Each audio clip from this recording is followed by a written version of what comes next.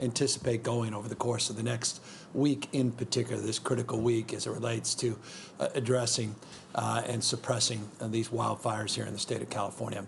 Foundationally and fundamentally, we're deploying every resource at our disposal, every resource that we have within the state, and you'll see in a moment some of the resources we pulled out of state into California to battle these historic wildfires. Put it in perspective, I say historic, I mean it with purpose and intention. Just consider last year at this stage, this date. Last year in 2019, we had 4,292 wildfires in the state of California, burned about 56,000 acres. 4,292 wildfires this time last year. Today, over 7,000 wildfires, 7,002, burning now north of 1.4 million acres. 56,000 acres to date last year, over 1.4 million acres this year. We're currently battling some 625 fires across the state, and you'll see in a moment a number of new fires that appeared overnight. We've burned 1.2 million acres since just a week or so ago. Again, 1.4 million acres to date, and that's about 200,000 acres that predated these 13,000+ lightning strikes that we have experienced. Sadly, we've lost 7 lives so far to these latest fires and over 1,200 reported structures. And I want to just make point, that's the number of structures that have been reported in to our Office of Emergency Services. There's no question there are more structures that have been damaged by this historic wildfire season. Here's the last 24 hours. Close to 300 lightning strikes we experienced in the last 24 hours. As I noted, 10 new fires in the last 24 hours. So this challenge continues, including the weather today, particularly up in the Sierras, particularly in the eastern part of the state. We're still experiencing some weather, including lightning strikes, a little bit of wind. But the bottom line is these lightning strikes have been the most impactful and most challenging. It's also been impenetrable in terms of identifying fires related to these strikes. And I make the point to say there's been 10 new fires, but I want to make an additional point, and that is there are a lot of sleeper fires we expect to discover as our reconnaissance efforts, as our aerial efforts continue, particularly as the smoke begins to clear, as weather conditions change. We will be identifying likely additional fires throughout the state. But 289 lightning strikes. We anticipated a busy night last night. Good news is the lightning strikes weren't as bad as some had anticipated, but nonetheless close to 310 new fires reported in the state. Let me give you a sense of progress as it relates to active wildfires in the state. I think it's also important to note progress, not just focus on the big challenges that we face, but also the challenges that continue to be faced here in the state. Last week, I shared with you an update of the Lake Fire, August 19th, last Wednesday. I noted that it was 38% contained. Today, it's 62% contained, so real progress being made on the Lake Fire. The Loyalton Fire, last week, 35% contained. Today, 93% contained. And I make a point of showing you progress because it's testament to the incredible firefighters that are out there on the front lines, the hand crews, and all of the individuals that are responsible for this effort of suppression, and the progress is demonstrable. The Hulser Fire, accordingly, 30% contained last week. You'll see now 80% contained. And the Ranch Fire got a lot of attention, 19%, now over 81% contained. So it shows what's possible, and it shows what we're doing over the course of the last 5-6 days. And I want to frame the next slides in the context of what was achieved over the course of the last number of days because of the professionalism of these frontline heroes. We now have 625 fires in the state, but 17 that we constitute major fires. And within those major fires, these are complex fires. These are the lightning complex fires that you likely have been reading about, many of you have been experiencing firsthand, the LNU up there in Lake Napa County, ZU down in the Santa Cruz area, and the SCU fire down there in the Santa Clara area. The LNU is the second largest fire so far reported in modern California history. Currently 350,000 acres in that complex, 22% contained. The CZU, 78,000 acres. What is remarkable about the CZU, and I was down there again yesterday, is this is a coastal fire, primarily along the coast near the Santa Cruz Mountains, in forests, a lot of redwoods that have simply never seen forest fires because of the weather conditions and the like. Again, a proof point that we are in a different climate and we are dealing with different climate conditions that are precipitating in fires, likes of which we haven't seen in modern recorded history, in dense forests that are well covered and have been historically immune from significant fires along our coast, though 13% contained, not where we need to be. I just want folks to know down in the Santa Cruz area, I made this point after visiting a number of shelters down there, meeting with folks that were evacuated. We are getting more personnel on that fire, have over the course of the last 48 hours, in particular the last 24 hours, more engines, more dozers, more aerial equipment in and around that area. The SCU fire is now the third largest fire in California's history. While the LNU is 350,000 acres as of this morning, the SCU is 347,000 acres as of this morning.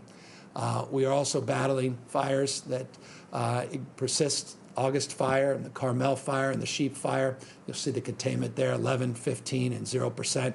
The Sheep fire is about 26,000 active acres as we speak. Carmel, about 6,700 acres active. August fire is primarily a grass fire, larger, 178,000 acres, primarily though a grass fire, 11% contained, but one that we constitute as a major fire that we are currently battling. We secured over the weekend a presidential disaster declaration. It had to be approved by the president himself. I want to thank the president for his support of that disaster declaration. We had anticipated he would be supportive, and indeed he was supported. That declaration included some flexibility on including additional counties in the state. One of those counties that was included in the last 24 hours is Monterey County. I want to thank Congressman Panetta and others for their advocacy and their stewardship and support of that effort, now included in the major disaster declaration. This will provide resources and more flexibility, resourcefulness as it relates to battling these wildfires, as well as direct aid individuals, not just direct access to the state of California and its mutual aid system in terms of equipment, personnel, and other support.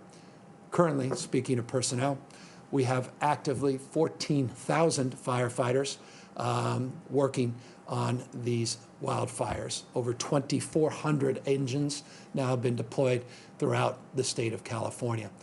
We have in-state mutual aid, which is just mesmerizing and point of deep pride. I saw it firsthand on Saturday. I saw it firsthand on Sunday as we're up there in Livermore area, and all of a sudden some Santa Monica fire engines come up. We saw some Tulare fire engines as well on Saturday. Santa Cruz, you're seeing the same thing from many Southern California new Southern California engines coming up from almost every department in this state, providing firefighters 2,827 as of this morning, in-state mutual aid supporting the statewide efforts. 709 engines now have been deployed from the 6 major mutual aid regions in the state of California.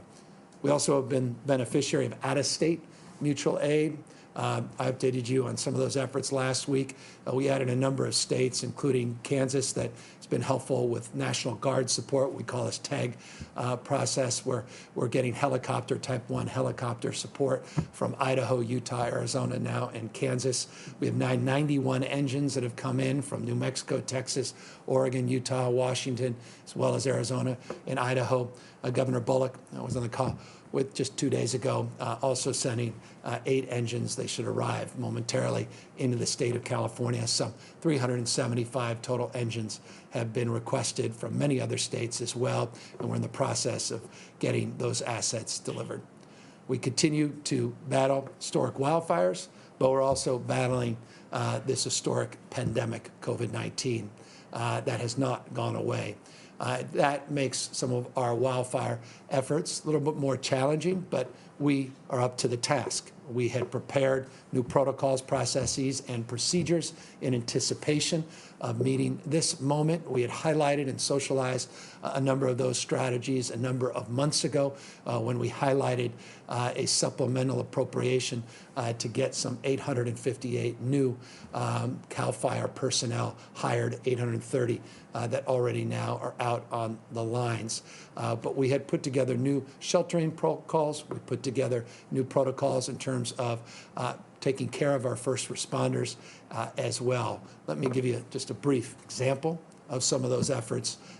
We now have health screening that is done, an assessment before entry in any of our congregate shelters throughout our system. It's part and parcel of the evacuation protocols. We have mask requirements, social distancing. You'll see not just, you see cots and mats, but not just cots and mats any longer. You'll see tents inside of these facilities that allow us to cohort families and individuals so that they can be more appropriately socially distanced as well as physically distanced from others in these congregate facilities. Also getting as many air purifiers as we can. I want to thank our partners at CARB and others, Bay Area Air Quality Management District, that have been working overtime to get more air purifiers into these shelters. We still have work to do in that space, but progress has been made. But no longer are we just bringing people into congregate facilities. We're also bringing people into non-congregate settings. In fact, the majority of people that have been evacuated are no longer being evacuated into those congregate shelters. They're being evacuated into hotels. We now have 31 hotels, close to 1,500 people that are in those hotel rooms. This is part and parcel of what we built off of through the pandemic. We built new protocols to process these pandemic protocols into our evacuation protocols for these wildfires. In addition, though, of course, to the non-congregate shelters, we do have more traditional shelters in 7 counties, 17 specific shelters, about 731 people in those shelters, but over 2,211 evacuees as of this morning in our shelter system.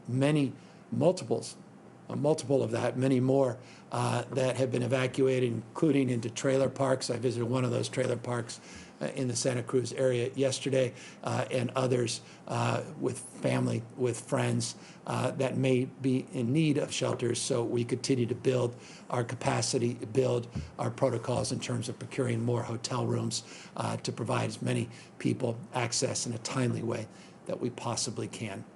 Look, speaking of timely, it is, of course, always timely to remind everybody of the challenges we continue to face in terms of the pandemic itself and the case numbers related to COVID-19. I want to provide you an update. You'll see on this screen of some of the new numbers that have come in, a 7-day average that is continuing to trend downwards. 5,798 is the 7-day average of total positive cases. Yesterday we report in the August 24th number, some 4,946 individuals. Let me highlight what that means with slides those of you check in are very familiar with.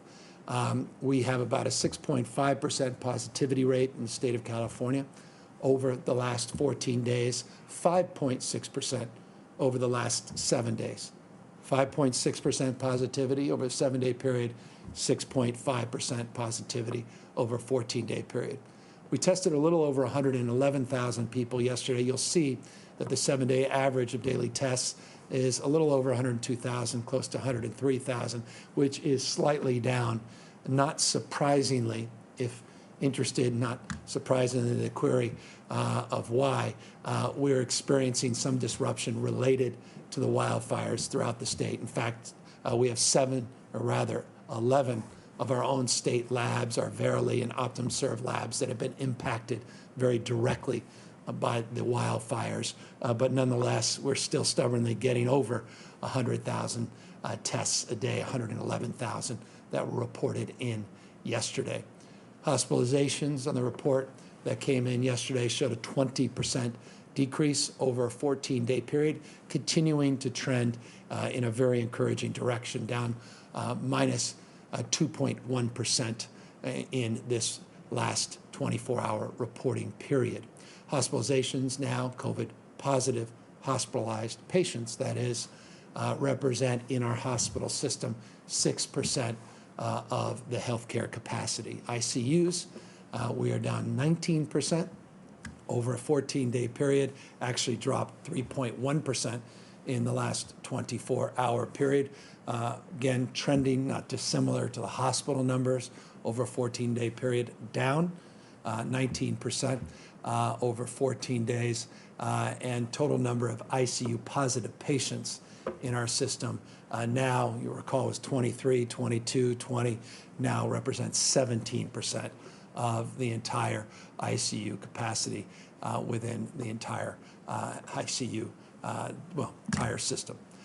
You see this slide, it's a familiar slide, number of counties on the monitoring list for 3 days.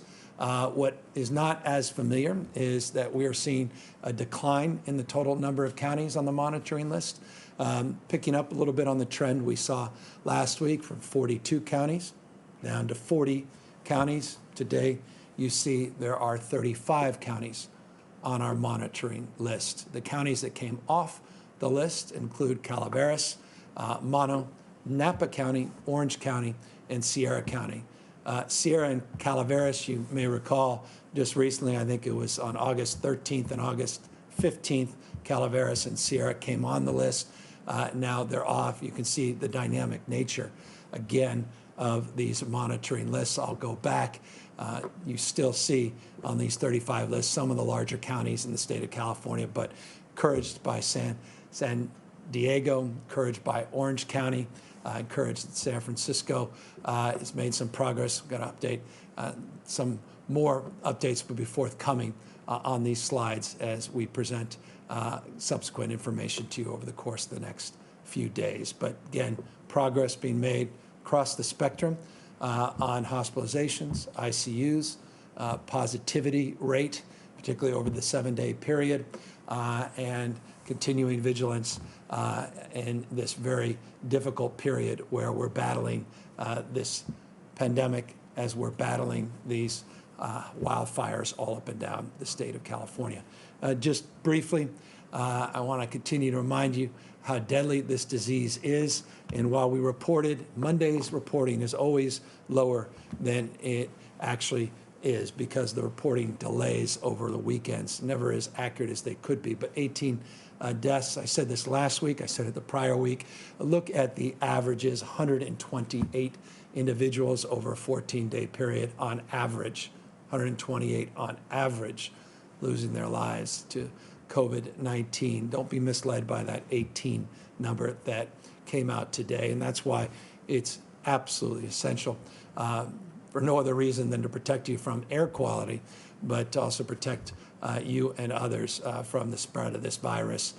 This pandemic has not gone away. It may be out of the headlines in the state of California because the wildfires have moved into that current occupation of running the daily news feeds. But wearing a mask is foundational in terms of continuing to mitigate the spread of this disease, mitigating the damage to your health as well associated with this smoke. Encourage you to physically distance as always, wash your hands, and of course minimize the extent possible forgive the redundancy, the mixing we're seeing around the state. Let me just conclude by making one final point, and that is I am really proud and honored just to see firsthand the incredible work that's being done by volunteers all across the state of California, by all of those selfless individuals from the American Red Cross and elsewhere that come from all over the country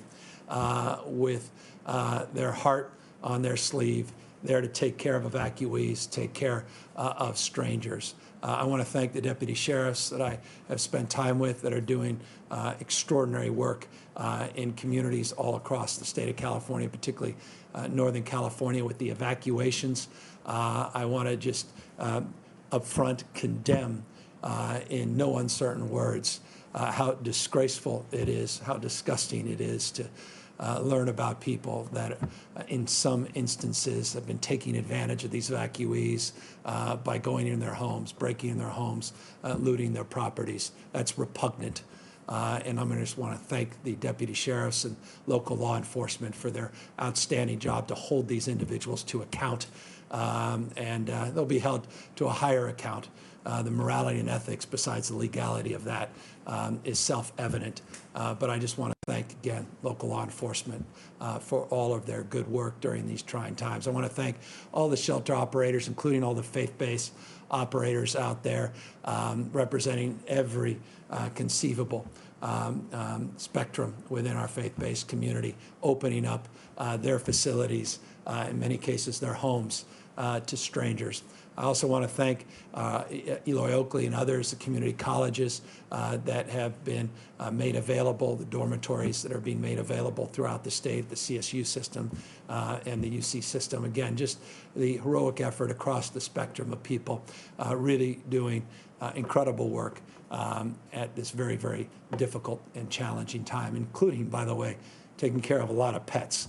And any of you love pets and horses, and met a gentleman yesterday down at the county fairground in Santa Cruz that was taking care of a pig and 2 dogs, and was very pleased by how well Christian, thank you Christian for your great leadership on that shelter operation, how well you're taking care of the animals, not just taking care of people.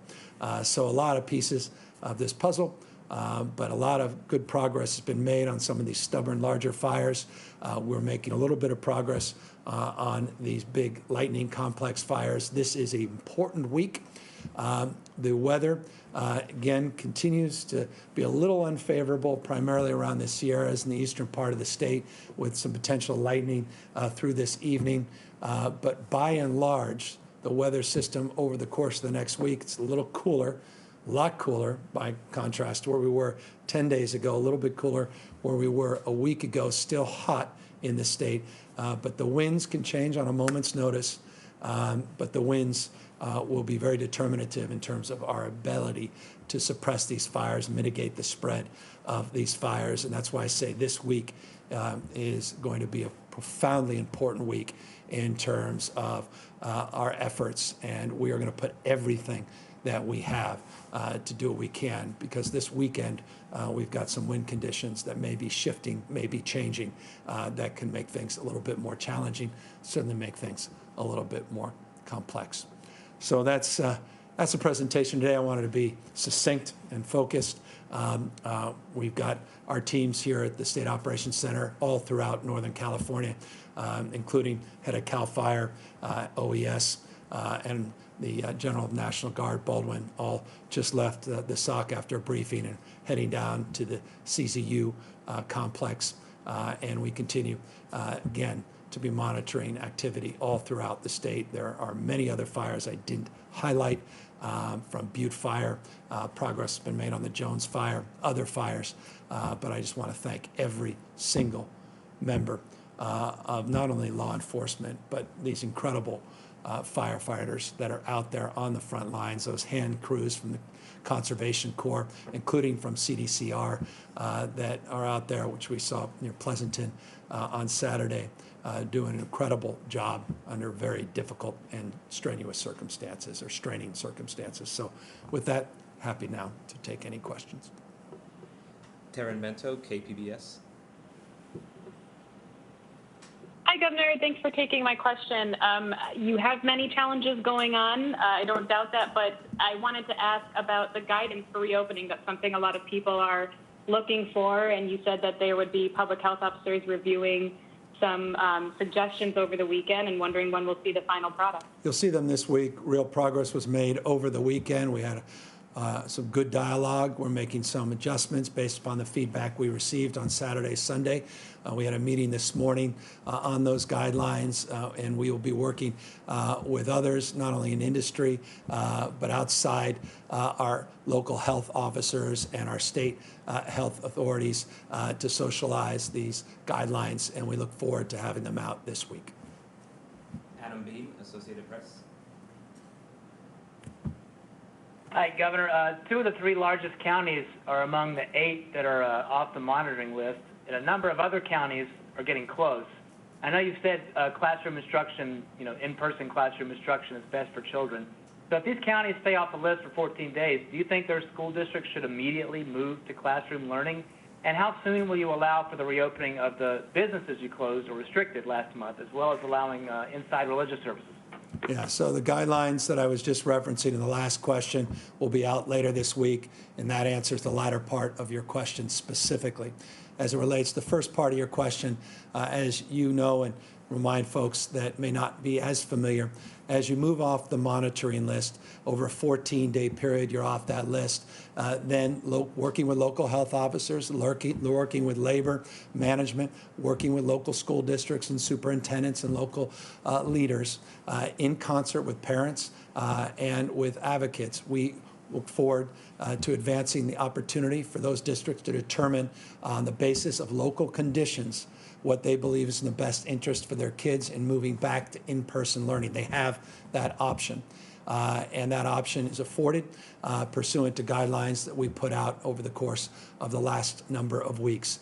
Yes, my personal point of view is the default should be in-person education as long as it's safe and as long as we can guarantee the safety of not only our children, but the safety of paraprofessionals, the safety of our teachers, the safety of so many others that make the school system, this ecosystem, work. And so on that basis, the way the state has been designed for decades, where localism is a big part of the thrust of our framework, where we've decentralized our education system to 1,000 school districts, our health guidelines have been clear. We worked in partnership with superintendents, school leaders, CDE, the California Department of Education, on those guidelines. They will make that determination of what's in their best interest. Brody Levesque, Los Angeles Blade. Question, and also props to law enforcement. I actually live in that area where that happened, so hats off to them. And I am one of the evacuees, actually. One of the things I was wondering, Governor, is that as you're going through these guidelines and reopenings, I've been hearing from a lot of LGBTQI people in the beauty, cosmetology, and hair salon industry, and they argue that they take a stronger measure of protocol standards than a lot of other people, and they're still not understanding why they're not allowed to fully reopen. Some of them are basically operating on the sidewalk, if you will. And the second part of the question is, and many of those are actually part of California's greater gig economy, and there's been no real redress in terms of doing something with AB 5. And I've gotten a lot of questions and emails and texts sent to me after the last time you and I spoke about this back in April. Is there anything that you can do as governor to kind of work with the legislature, understanding where the session is right now, that can probably bring specific relief to the gig economy people that are still negatively impacted by AB 5? So that's a two-parter. Yeah, so on the issue of employment status, W-2 earners versus independent contractors, there is a legislative effort specifically on that is in the process. Legislative session ends in a week or so, and I anticipate that landing on my desk. So specific to your question, will there be new clarifications, new exemptions under AB5 for certain work classifications? The answer is yes, very likely, and I anticipate, again, having the opportunity to sign that bill very, very shortly. As it relates to individuals, particularly the beauty, hair industry and the like, they absolutely are a big part of the conversation we've been having for weeks now, and specifically their concerns, their critiques, are part and parcel of the conversations that we have advanced with local health officers over the weekend, and they are part of the guidelines that we'll be putting out later this week. As it relates to individuals operating out on the sidewalk, as you know, we do allow for outdoor work to be done, working with local health officers. We clarified that a number of weeks ago, specific to the industry you are referencing, and to you as an individual. I'm sorry that you've been evacuated, and I imagine this puts the totality of the work you're doing as a reporter into perspective as we talk about the hundreds and hundreds of thousands of people across the state who've also been directly impacted like yourself. Dustin Gardner, San Francisco Chronicle.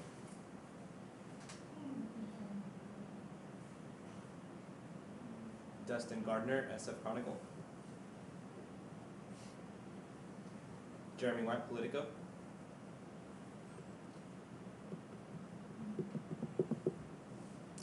Well, Go ahead, Jeremy. the awkward silence of live TV. Forgive us. Jeremy, there you are. Can you hear me? Perfectly. Thank you. Okay, great. I have a similar question to the previous one. Last week, Uber and Lyft were on the verge of pulling their cars off the road in California because of a court order that would have caused them to reclassify their drivers. At the time, the mayors of San Diego and San Jose pleaded for a stay that would provide an opportunity for parties to come together with state leaders to negotiate a resolution. The gig companies got that court reprieve, so they are not pulling their cars off the road. Is there any space to find some sort of political solution to this issue, or is it going to come down to the voters with Prop 22? And if so, what is your position on that? Well, you know it well because you reported on our efforts last year where we tried to do just that, tried to bring the parties together, tried to accommodate the different perspectives. We tried with the legislature and with those companies in particular, but other companies that also participate in those conversations, and we fell short of finding an area of common ground. As a consequence, the law went into effect. We are now not a year, but we're into the latter part of the year, and the AG and pursuant to the courts, the Dynamex decision, 2 years old, we're in a position one needs to enforce it. But you're right to note there was a reprieve, and there is a ballot initiative that would look to provide different approach than AB5 specifically for these gig companies.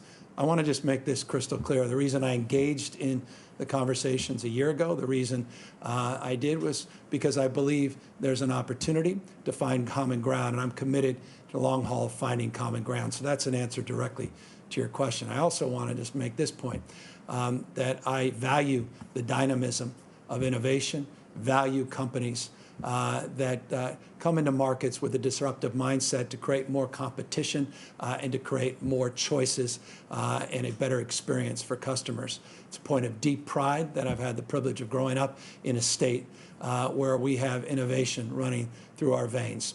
It's what makes California truly great. We have to embrace innovation. We have to harness innovation. We have to create the conditions where innovators can flourish. At the same time, we have to respect and protect workers. And I don't think it's an either or. I'm absolutely convinced we can do both. And my commitment is to do both. As you know well, we have had an economic recovery task force.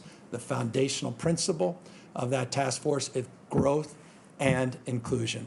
And so as we grow our economy, we must make it an inclusive economy. And so those are the tenets to which we engaged a year ago. Those are the tenets that I'm committed to advancing, a cause I'm committed to advance, not only for gig companies, but for others throughout the state of California, but mindful always that our innovative spirit is foundational in terms of our fate and future in this state, and that must be harnessed and respected. At the same time, we must respect workers, and we must respect workers' rights as well.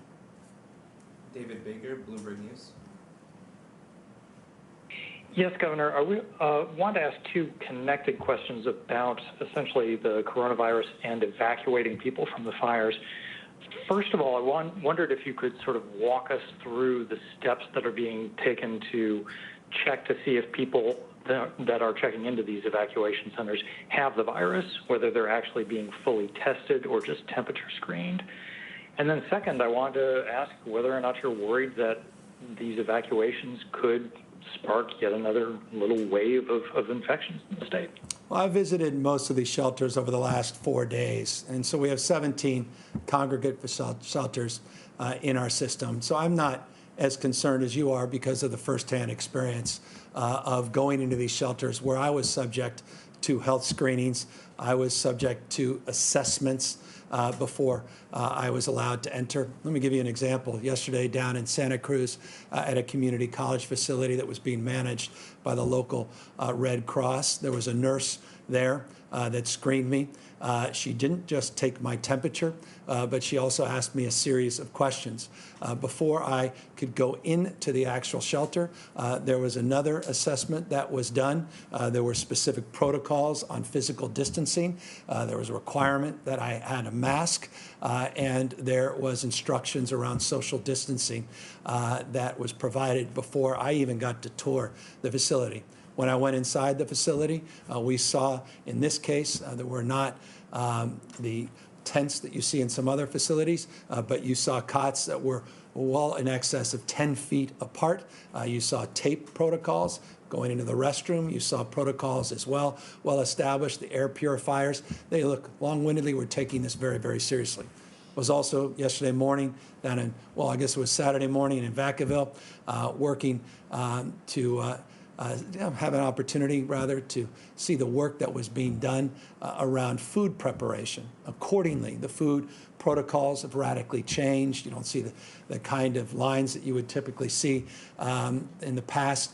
People have individualized boxes. I saw how they were prepared. I saw the protocols and processes that were in place to prepare those boxes. World Central Kitchen, being a leader in this space, incredible work they were doing, seeing that firsthand. So I couldn't be more pleased, more proud of the work that I saw personally firsthand. I've seen it in writing. I was part of delivering those protocols to the working in partnership with local officers, making those public, rather. But I am very pleased to see them in action. Let me also make this point. I'm also humbled by the nature and the dynamism. I was on Thursday at a shelter where 1 in the morning, the shelter had no one in the shelter, and they got a call that 200 plus seniors were coming in. And they did describe, respectfully, a more challenging environment where all the seniors did put on the masks, but the social distancing was a little more challenging as they were trying to get seniors out of a senior facility into this facility. So nothing's perfect. Everybody's human, trying to do their absolute best. But what I saw, I was very impressed and very gratified of the seriousness to which people were taking this effort. John Myers, LA Times. Go back to the issue about the counties that have come off the watch list, because, I mean, there's several million Californians who live in the counties that have been removed from that watch list now, waiting for this guidance. You talked about it a little bit more, earlier, but I want to clarify something here. You said we don't know when the rules are coming out, or if you said this week, I'd like you to clarify that.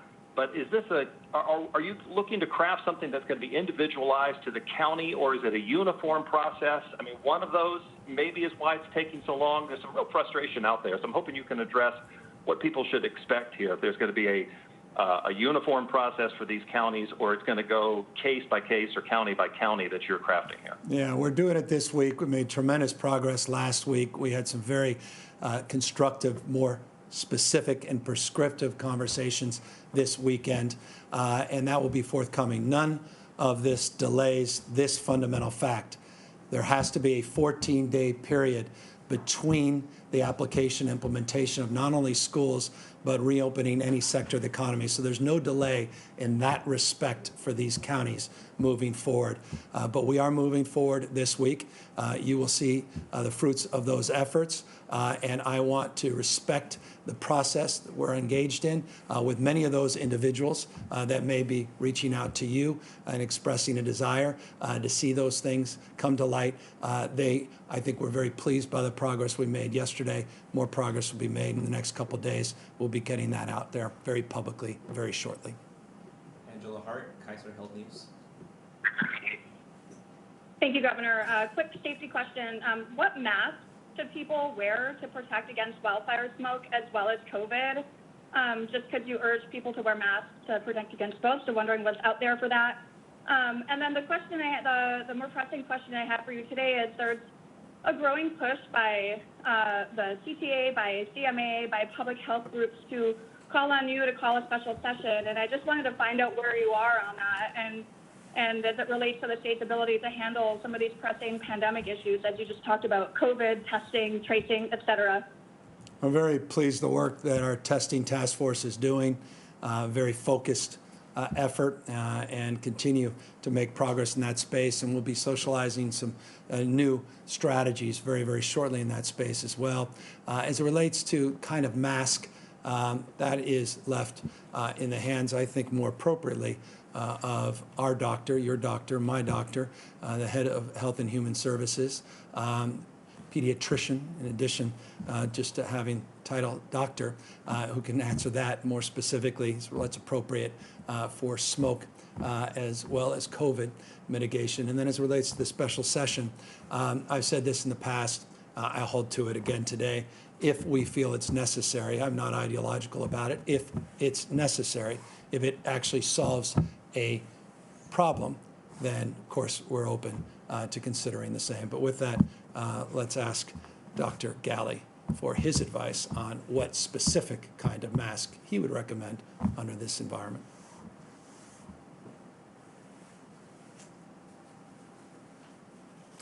Thank you, Governor. Thank you for the question. It's an excellent question.